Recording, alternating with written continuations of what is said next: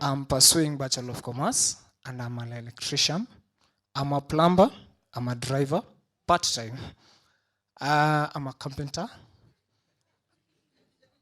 Yeah. I'm a sale agent. I sell property, that is land and cars, everything. I find myself in all kind of business. So, do I have to specialize so that I succeed? Because bado sija succeed. I'm still pursuing. Have you ever heard the expression, a jack of all trades and a master of none? I mean, if you're going to, with all that knowledge that you have, your wife is going to be really happy because you'll take care of everything. She won't have to worry about fundis, okay? But you really need to focus. You have to specialize. And the way you're going to make that decision is right now you're doing about 10 different things. Which one's bringing in the beef? Which one's bringing in the money? The one that's bringing in the money is where you've got to focus. Turn it into a business, make it profitable. And if the other things are your hobbies, you can go ahead and do them. But you have to focus on one area and become a success. I run my family business. I put up wallpaper that's in the interior design industry. My question is to both the ladies. I'd like to hear both your take on my issue.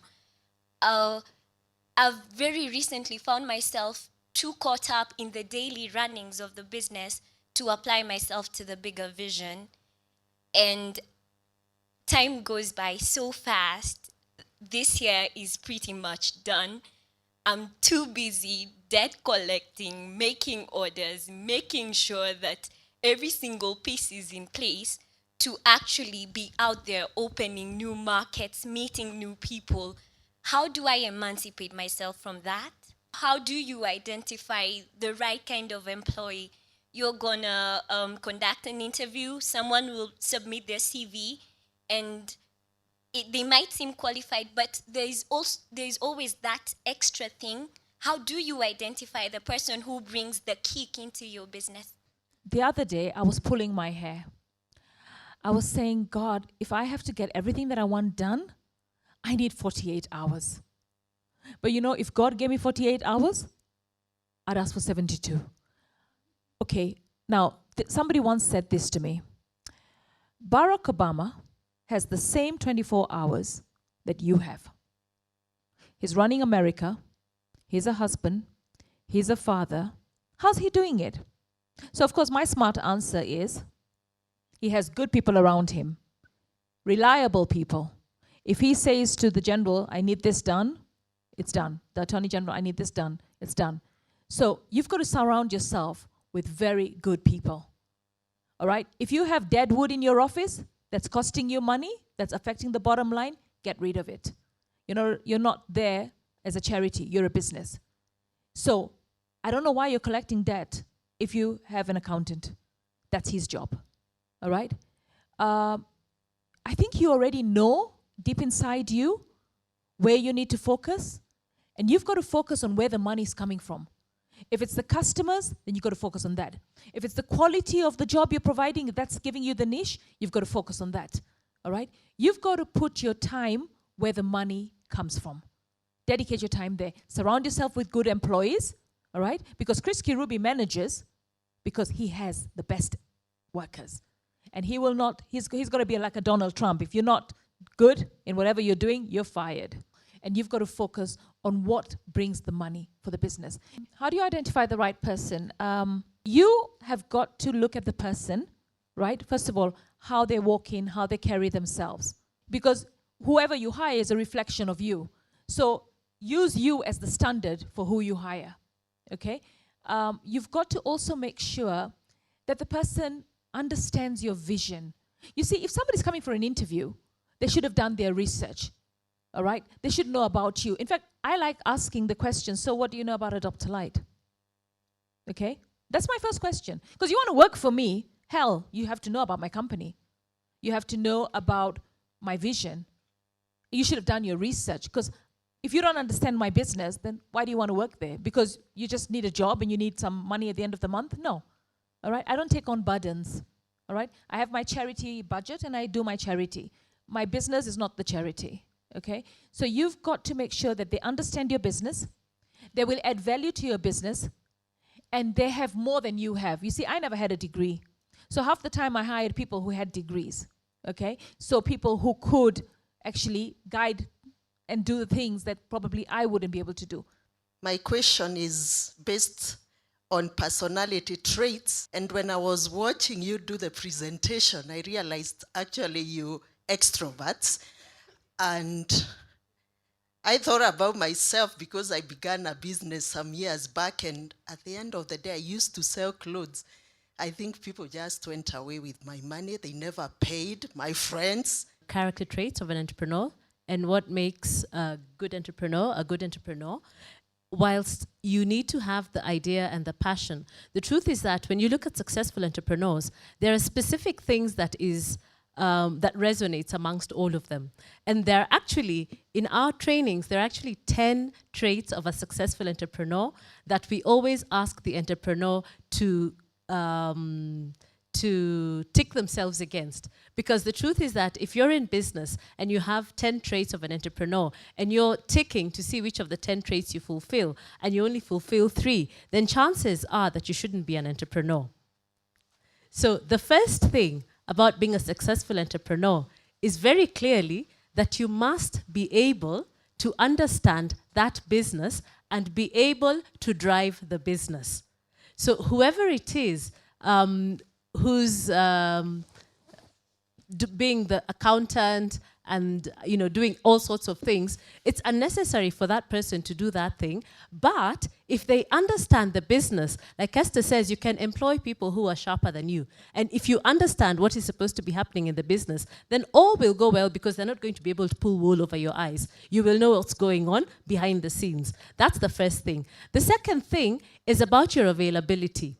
Because unfortunately, especially at the beginning of a business, availability to work on the business is very important. Not to work in the business, availability to create the vision of the business, availability to create the roadmap, to create the structure. If you're not available to do that initially, then you're not going to be a successful entrepreneur. And then we go on to other things, where we look at how you react, how you deal with a customer, how you relate to your product. There are a number of things, 10 different things. Is it advisable for someone to start a business, the capital, when you go to the bank and take a loan for the first time as the first capital?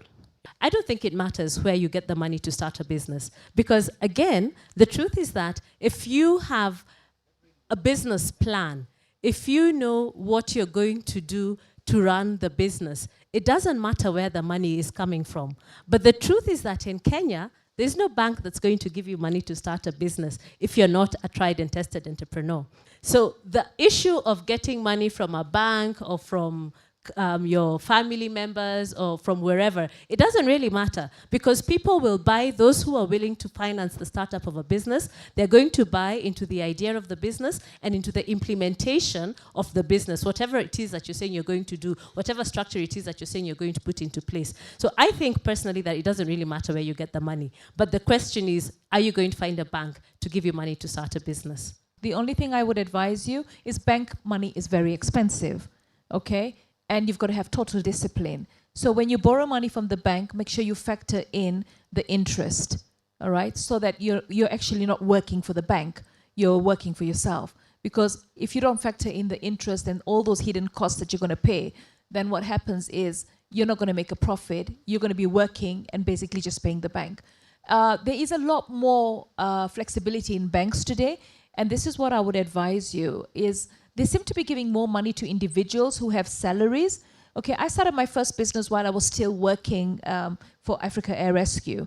All right, I was working for them and I was running my own business parallel for a year. Okay, so if you have a good business idea and you are in gainful employment, then what I want you to do is, if you want a good loan, then you can always, based on your salary, borrow money. Because they seem to be giving more money to individuals on a salary than they are to businesses. Funny, but they're doing that. Show that you have a steady income, and a steady income that doesn't just come in and goes to zero. Come in and goes to zero. Comes in and stays kidogo, tell somebody 60 days credit, 40 days credit, so that you can keep your money a little bit longer. Banks like to see money that stays in an account. You know, those are because they want to work with your money. So that's another secret. Make sure that your money stays in the bank a bit longer, yeah, so that you can get bigger loans. And then start off small. Today you get 100,000. Tomorrow you go for 500,000. The next day you go for 1 million. And before you know it, you're probably borrowing 100 million. Just your final 2 statements, a parting shot. What would you say about women in business? The horror story is, if you're a woman in business, even though we're singing equality on a daily basis, do not expect to be given an edge. Do not expect to be treated any different. If we want equality, then we've got to do business the way men do business. No excuses. All right? You're not going to tell your client, oh, sorry, today my baby is in hospital, or today this, or today that. No. You're going to have to deliver. All right? Don't pull the woman card when it suits you, because we are looking to be successful. We are looking to wear the hats that men wear who have been successful business, and we're looking to overtake them. And we're almost there. There are always going to be obstacles for you in many, many areas. I mean, you might go for a sales call and you find that the person wants to have a dinner date with you, all right? Or you might go to the bank and the bank manager all of a sudden wants to, buy you a drink. These things will happen to a woman more than to a man. A man, the bank manager is not going to tell the man, yes, they'll probably play for a round of golf, make a deal, okay, have a drink or beer or whatever. But for you, there's a lot more because there's expectations, So you've got to hold your ground firm, all right? I think it's really sad that in Kenya, and even in my own experience, I've had situations where I've had to suffer because I said no, all right? And I think it's okay to say no because you need to save yourself. And I hope that one day we'll have situation where women can come out and say, this guy does this. I've seen women who actually reach a point where the bank manager is very, very categorical. I need to have sex with you before I give you this. So there are going to be challenges as a woman out there. Don't let them push you down, all right? Believe that what you have between your ears and your hard work with your 2 hands and your legs is what gets you where you're going. Taking calculated risks. That's the one thing that women need to learn to do all the time. Not taking a risk, but taking a calculated risk, because you've examined all the options and you've figured your way through the risk. And yes, it's a risk because, like my colleague said, life happens. You never know what's going to happen. But if it's a calculated risk, then the chances of matters flipping upside down are a lot fewer. The other thing is, Donald Trump and his reality show where you're fired. Is that what it's called? The Apprentice, yeah? And he fires people. And what happens to the people who win that show at the end of the day? Where does he take them? He employs those people to work for him.